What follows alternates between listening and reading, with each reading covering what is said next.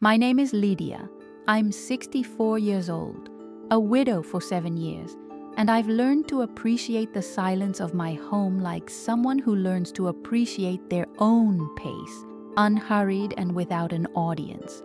It was a Tuesday morning, with humidity clinging to the glass, when I woke up feeling as if the world's clock had stopped. I was sleeping in the guest room of Margaret, my neighbor and longtime friend, because we spent the night making cassava bread and laughing at our flour-covered hands. My cell phone vibrated on the wooden nightstand she calls Uncle German's heirloom. The screen flashed 3:17.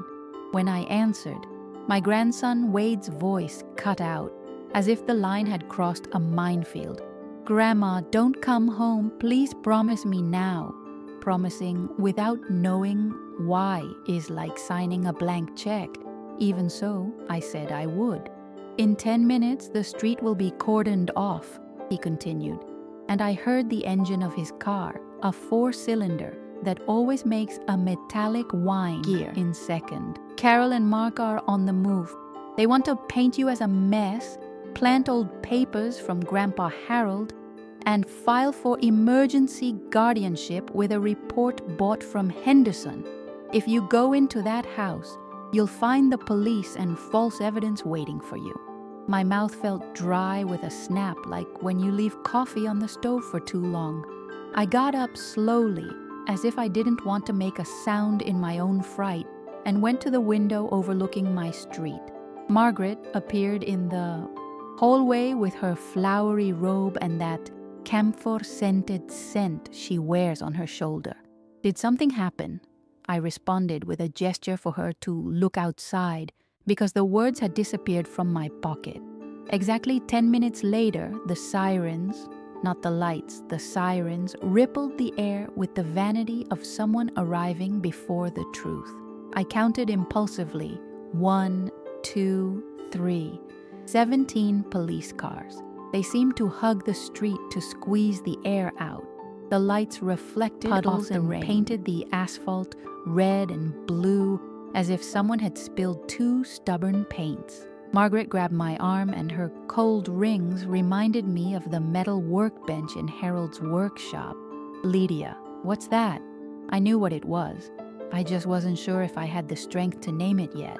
I remembered Harold, the methodical way he labeled each screw in a box. A good piece isn't ashamed to be found. Carol learned a lot, but that wasn't it. My daughter Carol has always liked doors with locks on the inside, not for security, but for control. She memorizes the tone of hello to gauge the length of the response she wants. With me, in recent years, she spoke as if reading a manual, measured pauses, important words underlined in her voice. Her brother, Mark, has always been her loudest echo. They say family is the one who picks up its pieces. Mine walked around with a garbage bag in my hand. Since Harold left, I've become myself and my habits. The coffee filtered through the blue. Cloth, the electricity bill paid 2 days early. The broom propped upside down to rest the bristles. The paid-off house was my map and my boat. And that was precisely what Carol was aiming for. The boat, not her mother. Wade told me, on that call, that he'd overheard them plotting. He works in engineering and has a knack for diagrams. "Grandma," they set up a tripod. False evidence, bogus report, lightning-fast guardianship. I almost laughed at the term tripod because I pictured those old-fashioned photography ones, sturdy and vain. "If one leg falls, everything falls," he said. And that's when the ground inside me found a foothold. Lies like an audience. The truth likes protocol. Wade had already done what he could. Noted schedules, taken discreet photos, prepared the car. I heard my own heart slowing to fit the strategy. When I hung up, I sat on Margaret's copper bed and decided, if they want to call me confused, I'll let them believe it. Sometimes we win by being less noisy than necessary. At that very moment, I called Sarah Chen, the lawyer of a church acquaintance who gave me her contact information for any trouble dealing with paper. She answered with the voice of someone organizing drawers by color. I said bluntly, "My daughter and son are planting evidence to file for guardianship, and there's a hired psychiatrist in the middle. The street is already surrounded. I'm out of the house, lucid, and decided to play along by appearing weak." Sarah asked for 3 things: your exact location, any paperwork that proves your lucidity routine, and availability for a cognitive evaluation with a doctor I trust today. I sent Margaret's location, a photo of my yellow notebook of accounts, dates, protocols, appointment numbers, and said, "I'm in now." "Great," she replied. "Dr. Wells at 9:00 a.m. And another thing, don't come home without my instructions." Between 4 and 7 a.m., I became my own secretary. I called the bank manager, Donna Noemia, wearing the swallow brooch, and asked, with the calm of someone checking change, for a certificate of statements from 1998 to 2003. I want a certificate of authenticity from an internal expert, stamp, signature, and department contact. She was surprised by the time, but said she'd expect me at 8:30 a.m. I also called Augusto, Harold's former workshop boss, with his greasy hands and a heart of treasured receipts. "Guto, I need a formal statement about Harold's integrity at the company, CNPJ, with dates, Brazilian taxpayer identification number, and his history there." He called me Dona Lydia, like in the old days, and promised it'll be signed before lunch. Margaret, without much ado, made strong coffee, lent me a navy blue coat, and said, "Today you'll wear your papers like armor." At 8:55 a.m., Sarah and I met at the door to Dr. Wells' office, a bright room with the scent of eucalyptus and a silent clock. He asked me to describe my previous day from beginning to end. That resembled serious child's play, and wrote everything down with a fine blue pen. Memory preserved, full orientation, narrative coherence, I heard between sentences. I left with a report as sober as a black umbrella, discreet but essential when it's raining lies. We went straight to the bank.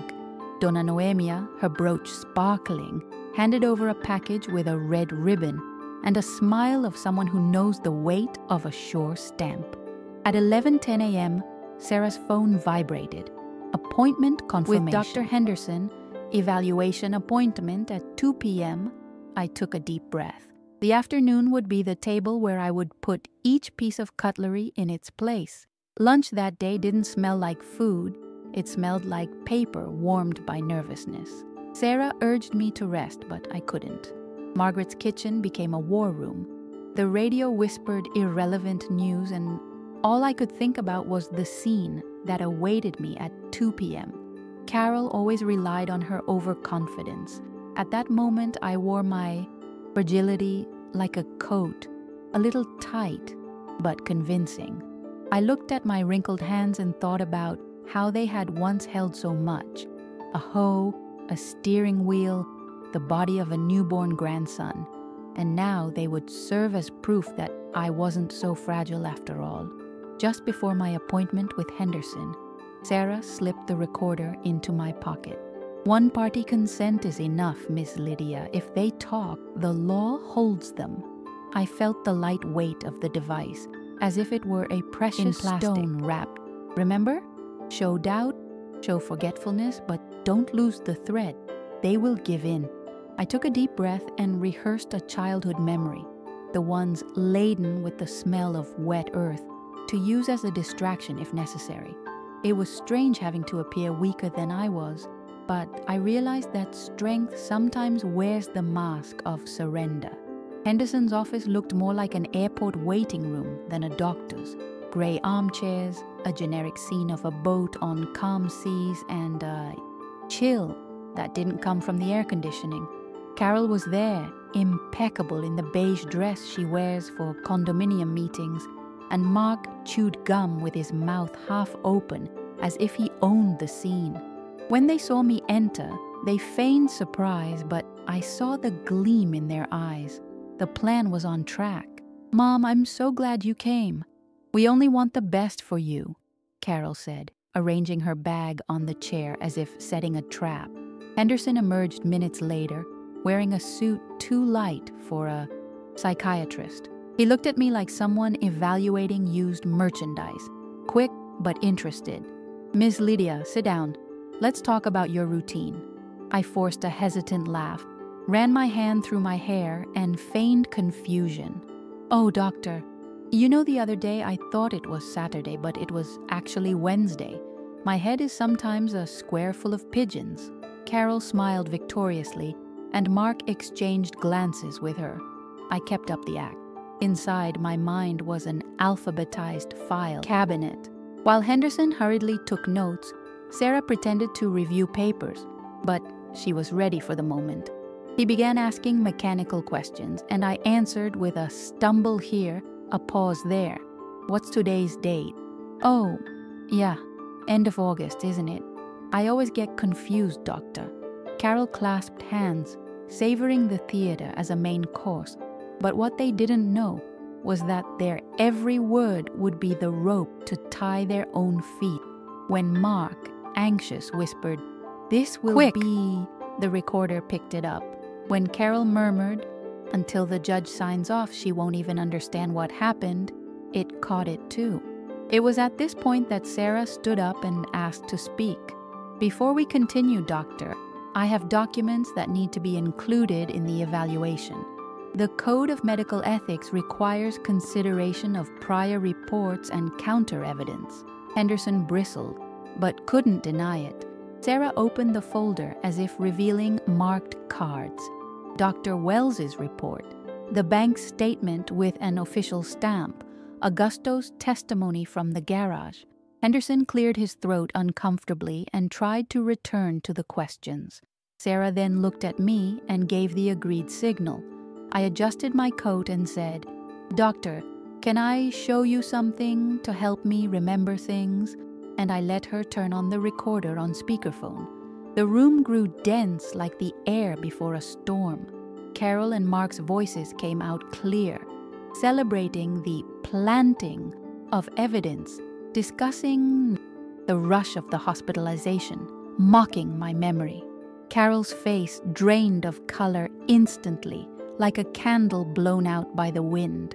Mark dropped the gum, which stuck to his pants without him noticing. Henderson tried to interrupt. "That's not admissible," but Sarah countered with cutting calm. "It's absolutely legal in the state, recording with consent of one of the parties. Truth, when it explodes, doesn't need to scream. It simply reveals the light that was hidden." Carol stood up nervously, pointed at me and said, "She's manipulating everything. She's incapable, But her own voice became evidence against her. Henderson, pale, could no longer maintain the act. Sarah handed the documents directly to the table, while Wade, who was outside, entered with the firm gaze of someone not 20, but 50 years of maturity. It was the first moment I truly felt the tide had turned. I still feigned fragility, but inside the flame of victory was already burning. By the time Henderson tried to regain control, Sarah had already requested the presence of a court officer who, coincidentally, was in the building for another hearing. She had planned every detail like a conductor who wastes no note. The officer entered the room, received the documents, listened to the audio, and simply raised an eyebrow. The kind of gesture that requires no speech because it carries more weight than entire pages. Carol wilted in her chair like laundry left on a clothesline during the rain. Mark tried to explain himself, but each word tightened the noose. Meanwhile, I watched the scene like someone watching a play where, suddenly, all the roles are reversed. Carol had always portrayed me as an extra in my own life, and there she was, dismantled, without a script, without makeup, without direction.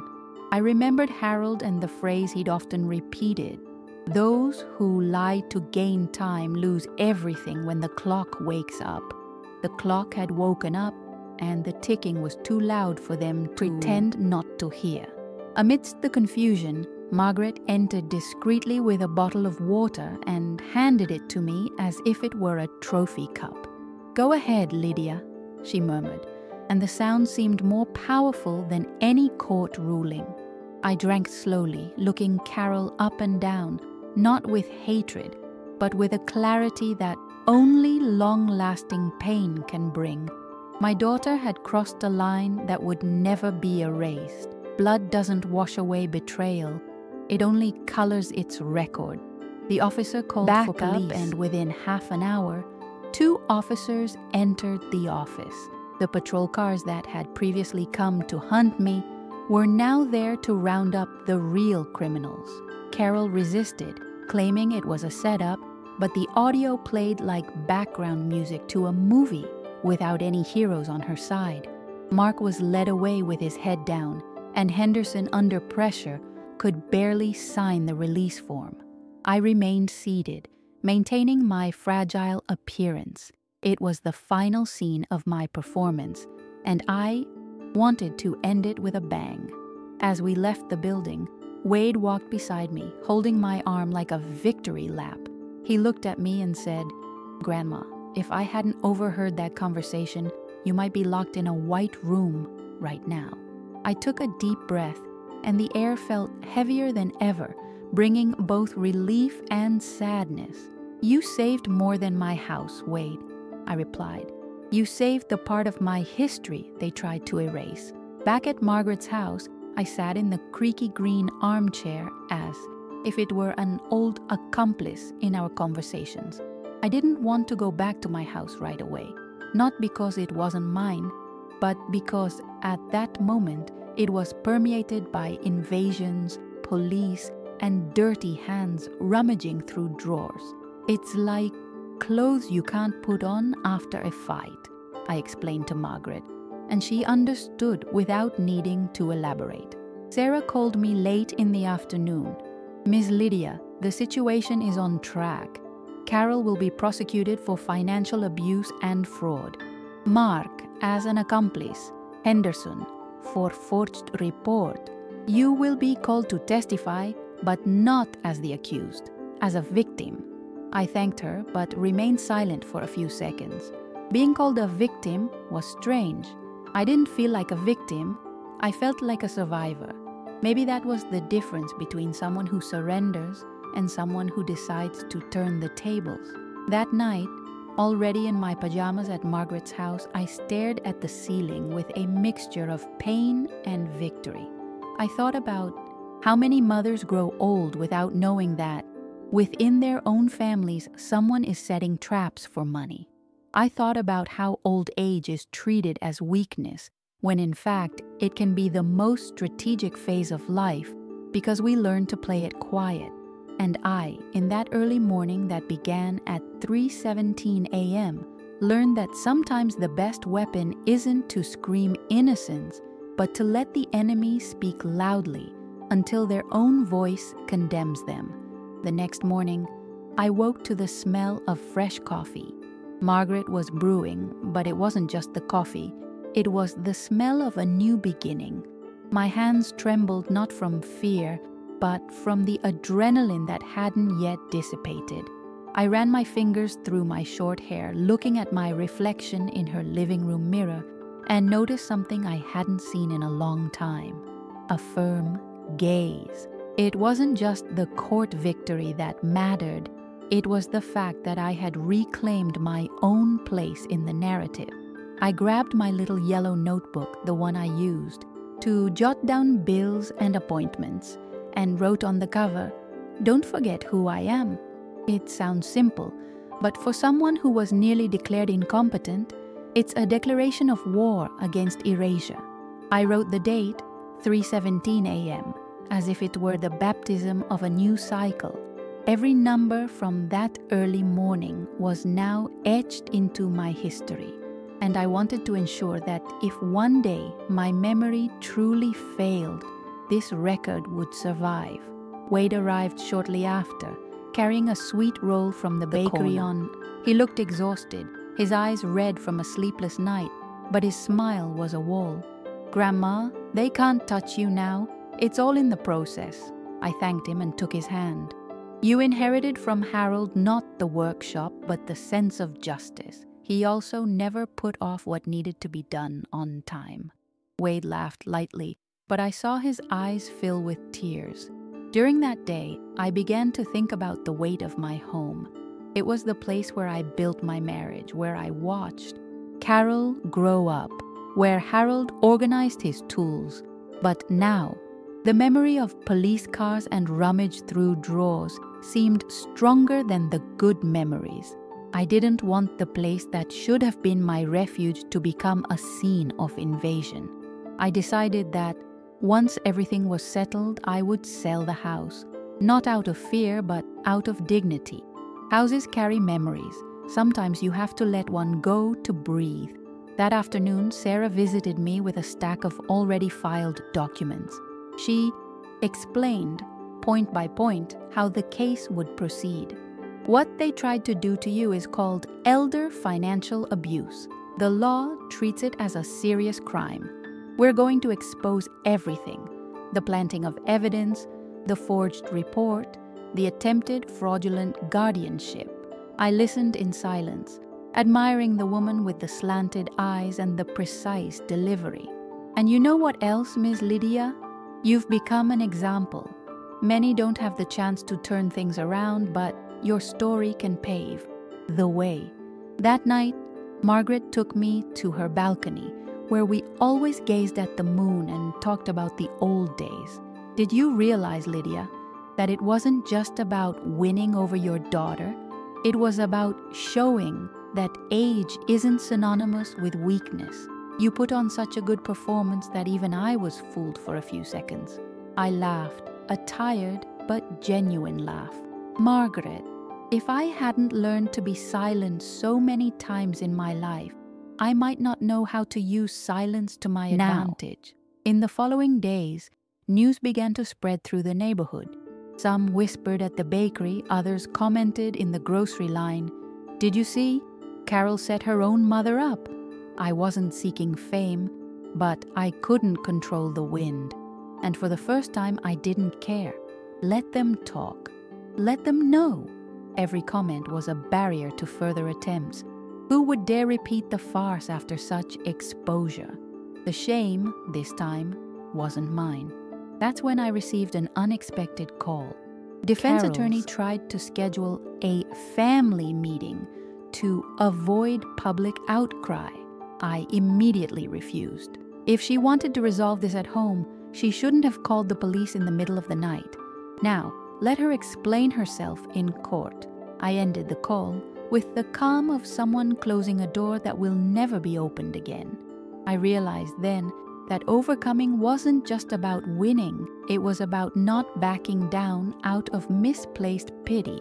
I closed the curtains early that day to calmly write my testimony and discovered that writing about one's own pain is like silently pulling out thorns. Each sentence soothes a spot I didn't even know hurt. I jotted down times, smells, Carol's exact words, the color of her dress, Mark's gum sticking to his pants, the painting of a boat in the office. I included the time of the call, 3:17 a.m., as if it were a stamp burning on the page. The little yellow notebook became a war map, and as I wrote, I felt that my voice, so often kept hidden, had the timbre of an official document. At the precautionary hearing, the room was cold and smelled of freshly printed paper. Carol arrived with a marble air, trying to pose as a concerned daughter. Mark seemed shorter than he actually was, as if his suit weighed him down. The judge had thick eyebrows and a gaze that measured more than listened. Sarah spoke first, surgically. She presented Dr. Wells's report, the bank's letter with the forensic documentation, Augusto's testimony, and finally, the audio, the one that cut through the room like a clean knife.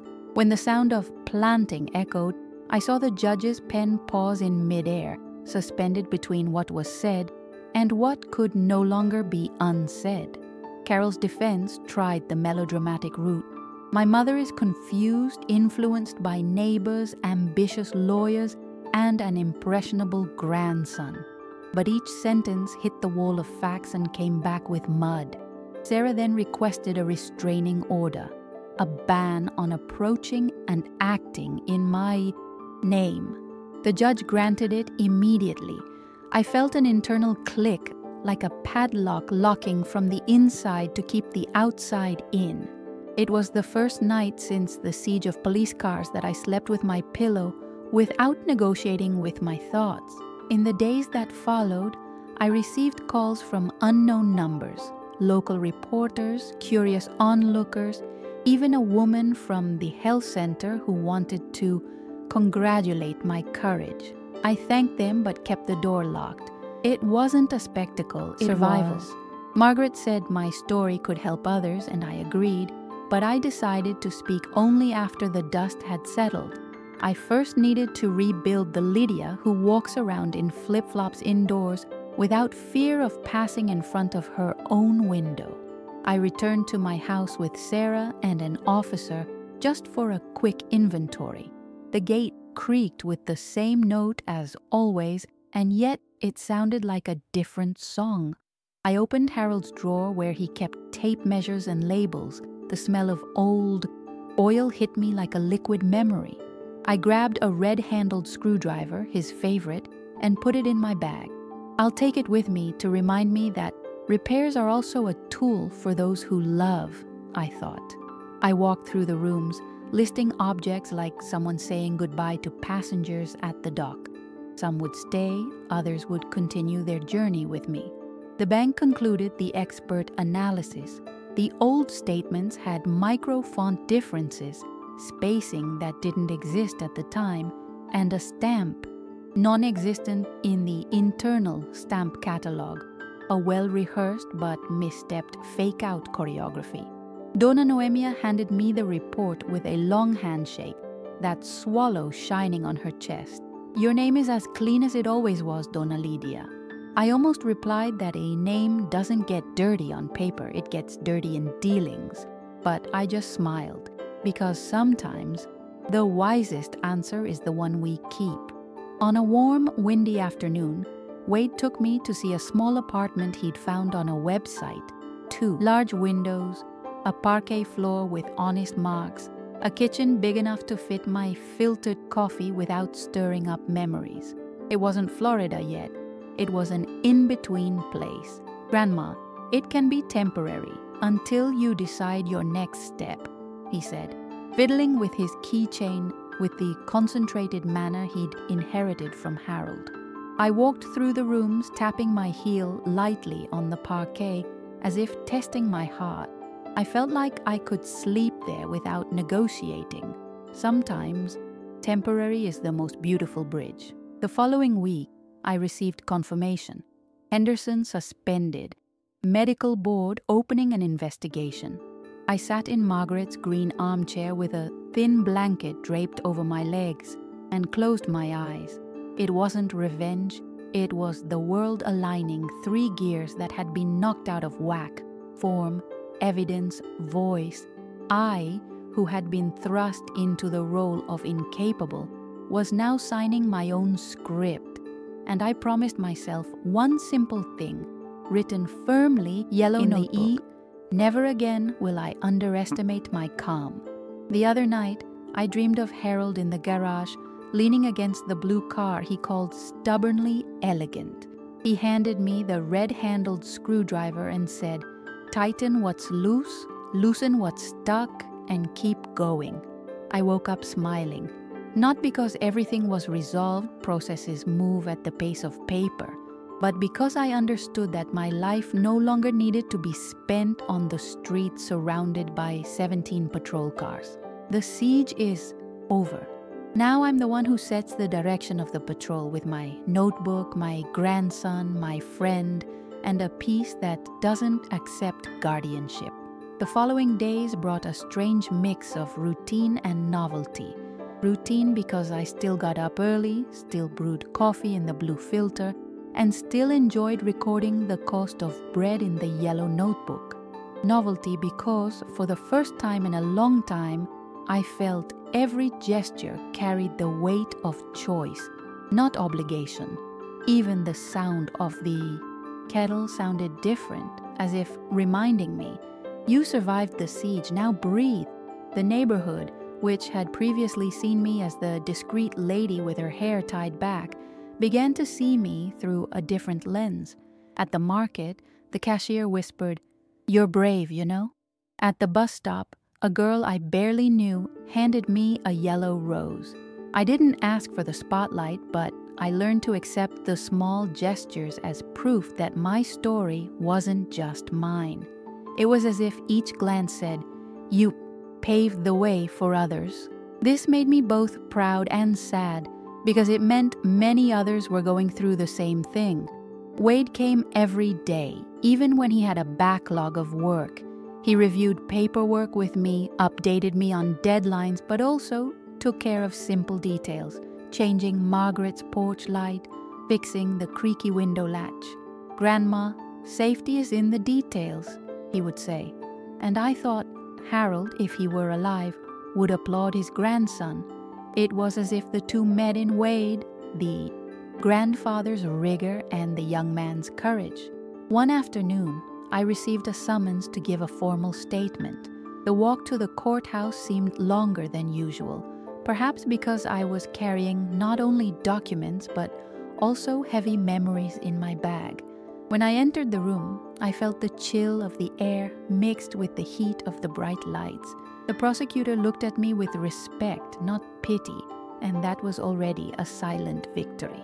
I recounted everything, detail by detail, like someone recounting a recipe they know by heart. I didn't tremble, I didn't cry, I simply let the truth take over. Carol was there, escorted, and avoided meeting my eyes. It was at that moment that I realized the mother-daughter bond doesn't disappear, but it can rot. And when it rots, it's no longer a root, it's a burden. I didn't hate her, but I didn't forgive her either. What I felt was a kind of mourning, not for what had happened, but for what would never happen again. I saw my daughter, understood that the distance between us was already a sentence, even before the judge spoke. When I returned from the courthouse, Margaret was waiting for me with vegetable soup, and the smell filled the room like a hug. "So," she asked, "I've told you everything. Now it's up to the courts." We both fell silent, listening only to the sound of the spoon hitting the bowl. Nothing else was needed. Sometimes peace comes from those intervals where no one needs to explain anything, because the other person already understands. The following week, Sarah brought encouraging news.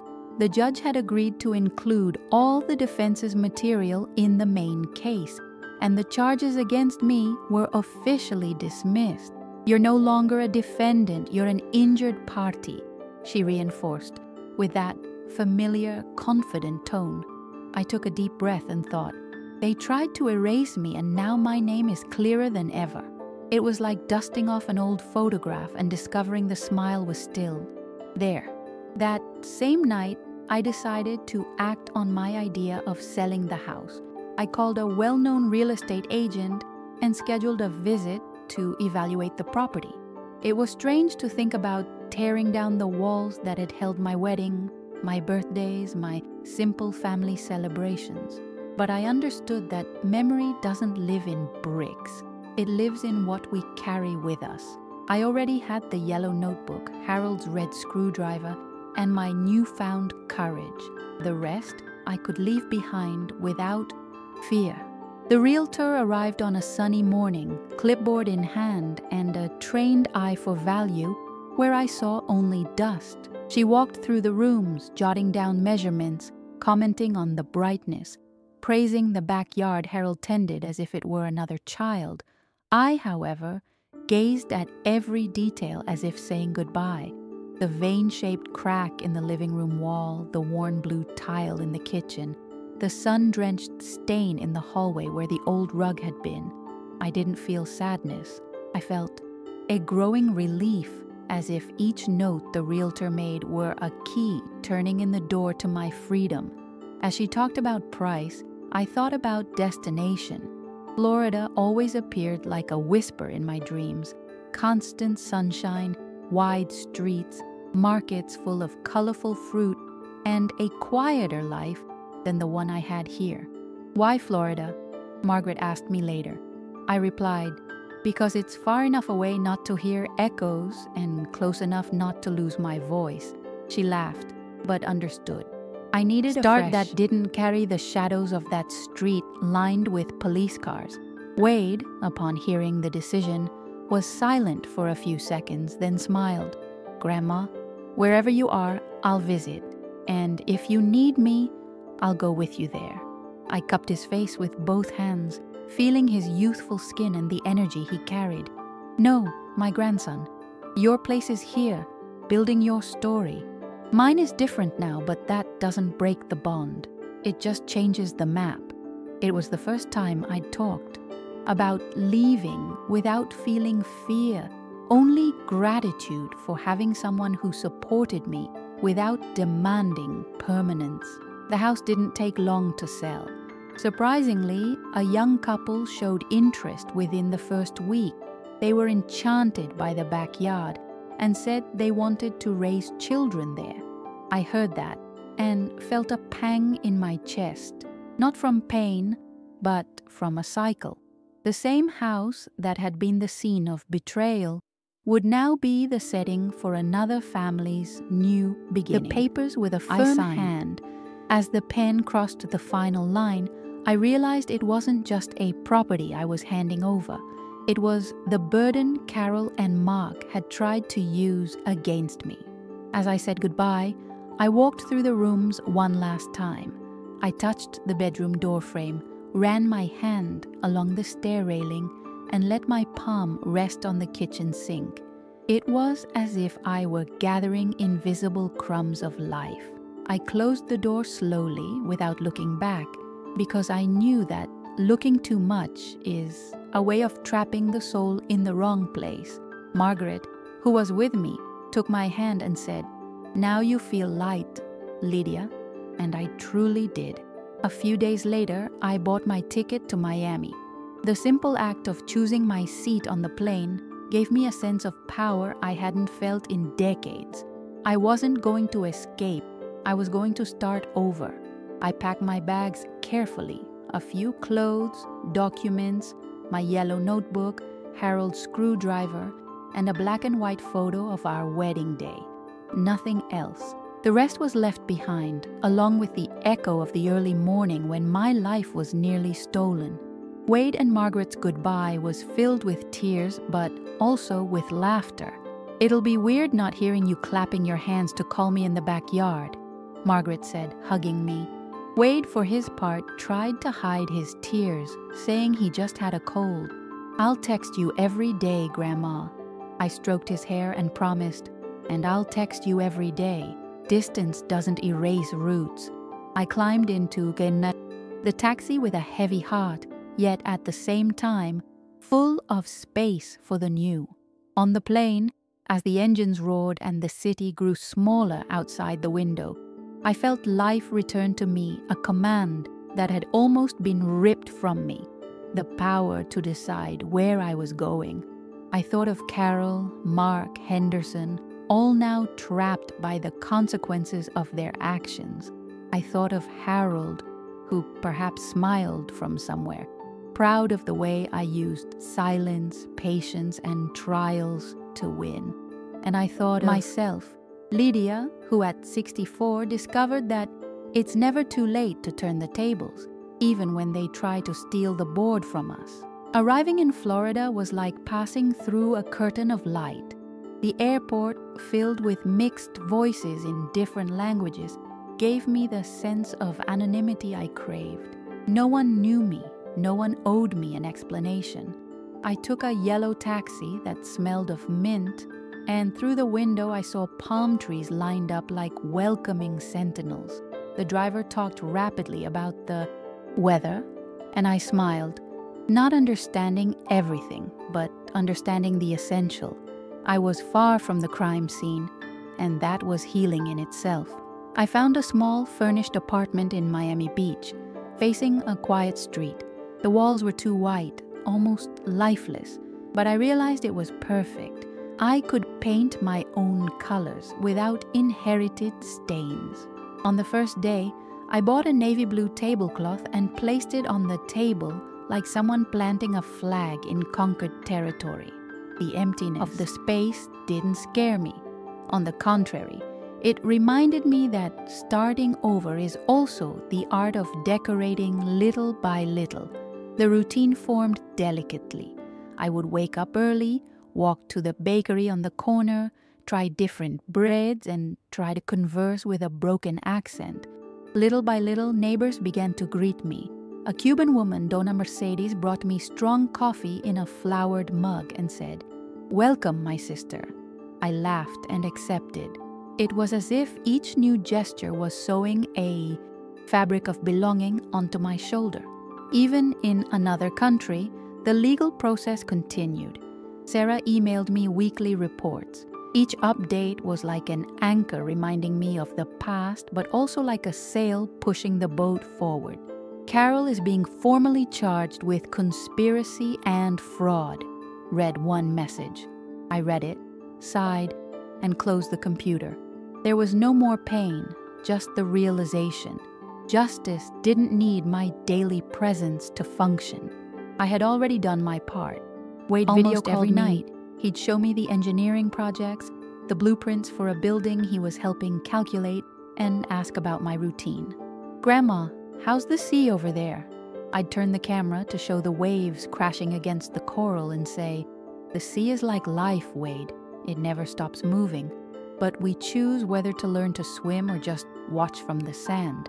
He'd smile, and in those moments, I knew my legacy wasn't in possessions, but in planted words. One afternoon I sat on the sand, with my yellow notebook on my lap. I wrote a simple sentence. I survived my own daughter's blow, but I didn't let it rob me of my right to dream. The waves lapped at my feet, and I felt like each letter I wrote was like a stone thrown back into the sea. There were no police cars, no purchased reports, no screams. There was just me, the wind, and the certainty that I was alive, lucid, and whole. Over time, I realized that my identity was no longer that of a victim of conspiracy, woman who had rebuilt boundaries. I met other women who frequented a nearby square, playing dominoes and exchanging stories. When I told mine, some widened their eyes, others cried, but they all agreed, "You didn't lose, you gained yourself."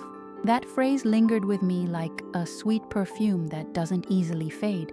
And on one of those quiet nights, walking along the illuminated sidewalk, I understood that my overcoming wasn't just personal. It was a silent warning to other women my age.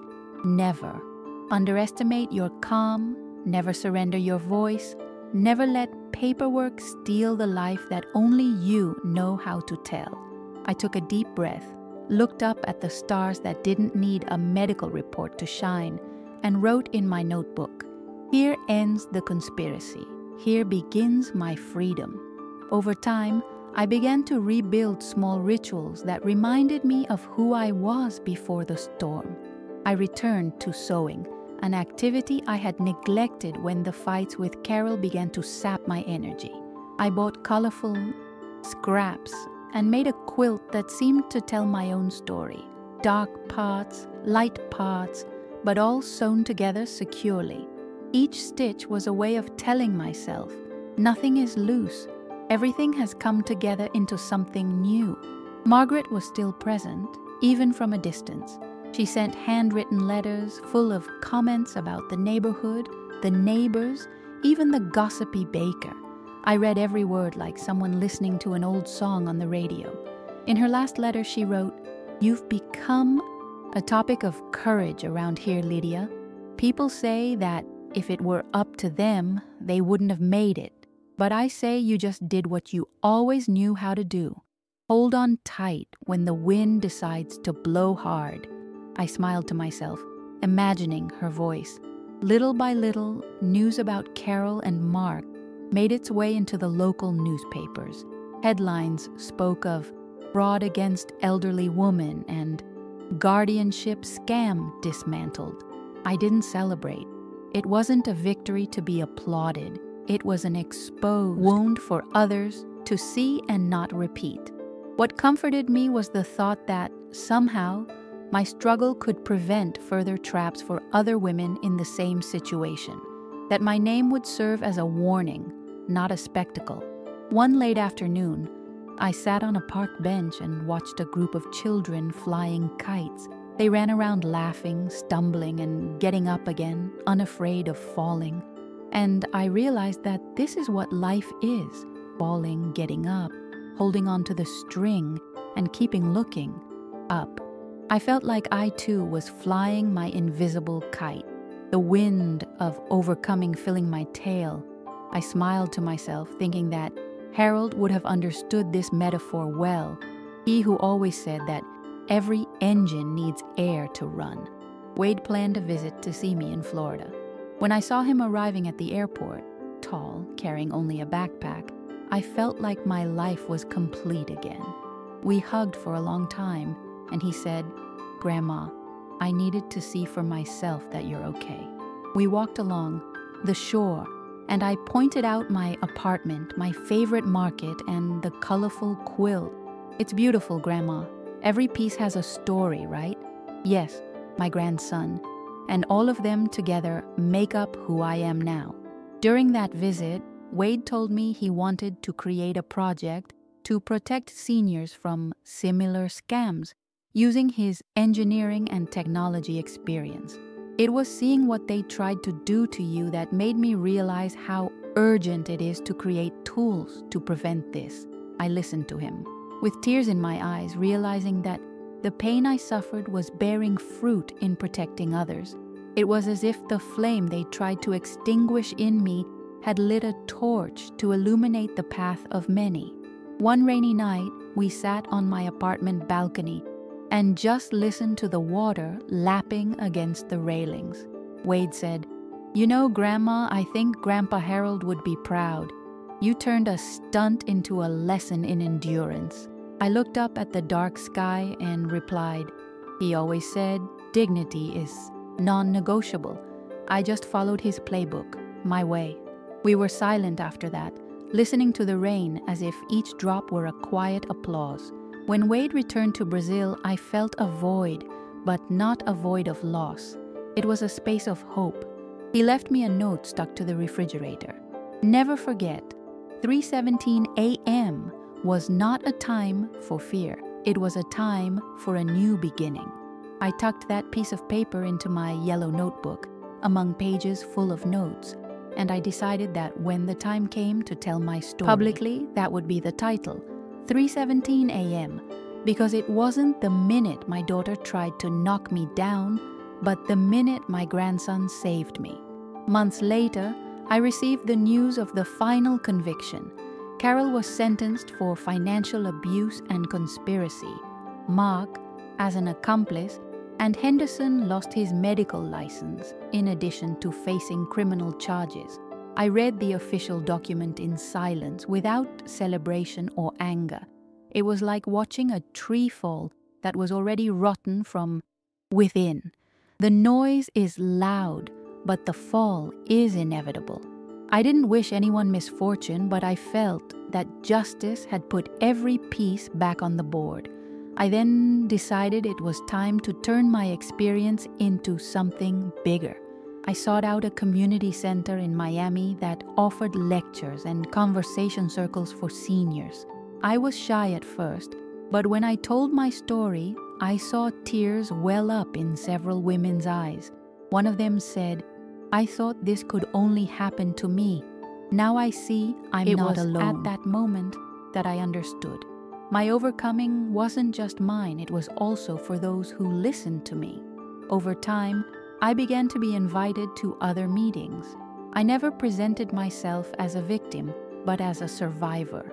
I always repeated the phrase I wrote in my yellow notebook, "Don't forget who I am," and I added, "Nor let others decide for me."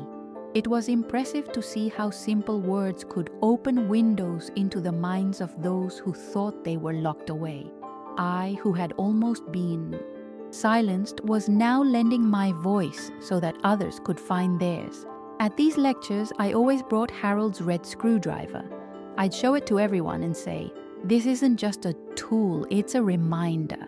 Life sometimes loosens screws, and it's up to us to decide what to tighten and what to loosen." People laughed, some applauded, but most importantly, they understood. Because everyone has their own screws to tighten, and we all need to remember that we have the strength to hold the screwdriver. Margaret came to visit me in Florida. When we met again at the airport, she opened her arms and said, "You look so different, Lydia." We laughed like two old girls, hugging each other and smelling of the sea. We strolled along the shore, ate guava pastries, and laughed at our own quirks. "You haven't lost anything," she said. "You've gained a new world." I replied, "And I brought you with me, even when I was far away." It was one of the happiest days since my move. That evening, Margaret and I sat on the porch and watched the sunset paint the sky orange and pink. I told her about my lectures, about Wade, about the note taped to the refrigerator. She held my hand and said, "You turned an attack into a testimony. This is more than overcoming. It's rebirth." I smiled, feeling a deep peace. It was as if the warm Florida wind was saying, "Now you can rest on your feet without fear." Every now and then, I still dream about my old house. In my dreams, the walls are clean, free of police cars and free of accusations. I wake with a pang of longing, but quickly remember it's over. And then I go back to sleep, knowing I'm in the right place. The past doesn't disappear, but it ceases to be a prison when we choose to live in the present. One day, walking along the boardwalk, I saw a young mother arguing with her little daughter over a toy. The girl was crying loudly, and the mother, impatient, raised her voice. For a moment, I felt a shadow of what I'd experienced with Carol. But then, I took a deep breath and thought, every relationship is a choice. Every mother and daughter write their own story. I couldn't change Carol's, but I could honor my own by living fully and clearly. I kept walking, feeling that each step was a reminder of freedom. On the morning I completed a year in Florida, I woke before the sun. I walked to the still empty beach, my yellow notebook tucked under my arm. I sat on the cool sand and wrote, "I'm Lydia, 64 years old, lucid, widowed, survivor." They tried to erase me, but I wrote myself again. The light breeze carried the scent of salt, and in that instant I realized I was whole. Nothing was missing, nothing was left over. It was as if the world were saying, "You won in due time." I bought flowers that day, not to decorate the house, but to leave them in the sea as a symbol of all that was left behind. I tossed the petals into the waves and imagined Harold smiling, Wade building his future, Margaret caring for her, neighbors, and even Carol, who now faced the consequences of her choices. There was no resentment in me, only distance. Life had given me back what is most precious, the right to decide for myself. That night, I organized a small supper alone, bread, wine, and a piece of cheese. I touched the colorful quilt I'd sewn and silently gave thanks. For the first time in a long time, I didn't miss anything. It was strange, but good.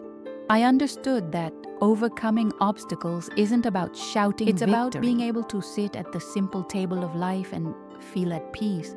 And that's exactly what I did. I ate slowly, smiled to myself, and celebrated. Before going to sleep, I opened the notebook and wrote the last sentence of that cycle. 3:17 a.m. wasn't the time they almost stole me. It was the time I was reborn. I closed the pages certain that my story had a beginning, a middle, and an end, and that the ending wasn't a fall, but a flight. I turned out the light and fell asleep peacefully, knowing that no one would ever have custody of my soul.